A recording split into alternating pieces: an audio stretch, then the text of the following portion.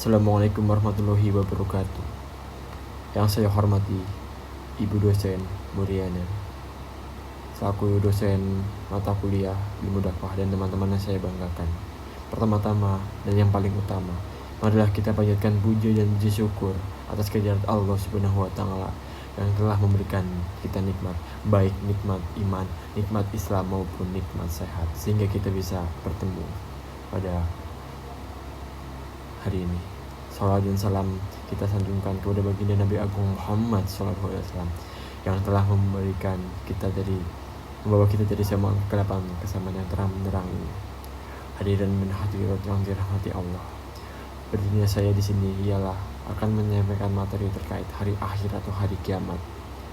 Hari kiamat adalah peristiwa hancurnya alam semesta beserta isinya.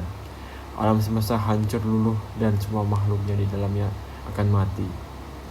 Hari kiamat ditandai dengan bunyi trompet sangkakala dan malaikat Israfil atas perintah Allah Subhanahu wa Ta'ala.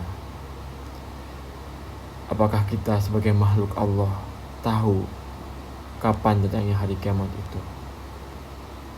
Jadi hari kiamat itu tidak kita ketahui kapan datangnya. Hanya Allah Subhanahu wa Ta'ala yang mengetahui kapan peristiwa hari kiamat itu terjadi. Meski begitu, kita harus percaya akan datangnya hari kiamat. Hari kiamat adalah rukun iman yang kelima. Saudara-saudari yang dirahmati Allah Subhanahu wa Ta'ala,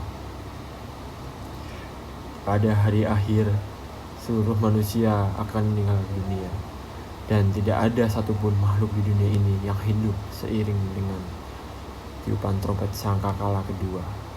Manusia akan dibangkitkan kembali untuk kemudian dikumpulkan di padang mahsyar. Di padang mahsyar, seluruh manusia akan dimintai pertanggungjawabannya atas amal perbuatan selama hidup di dunia.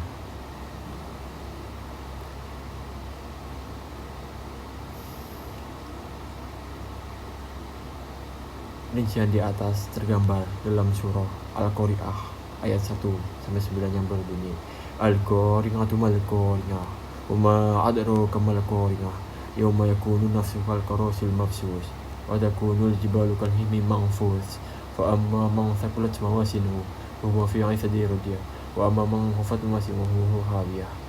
Yang artinya, hari kiamat. Apakah hari kiamat itu? Tahukah kamu apa itu hari kiamat?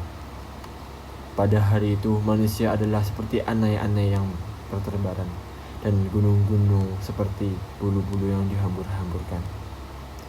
Dan adapun orang-orang yang berat timbangan kebaikannya, maka dia berada dalam kehidupan yang memuaskan. Dan adapun orang-orang yang ringan timbangan kebaikannya, maka tempat kembalinya adalah neraka khawiyah. Saudara-saudari yang dirahmati Allah, pada firman Allah surat Al-Qari'ah di atas tergambarkan betapa dahsyatnya dan mengerikannya keadaan ketika hari kiamat itu terjadi. Manusia yang ada di dunia ini barangkali punya fisik yang kuat, punya jabatan yang tinggi, punya harta yang menggunung, diibaratkan seperti anai-anai yang bertebaran.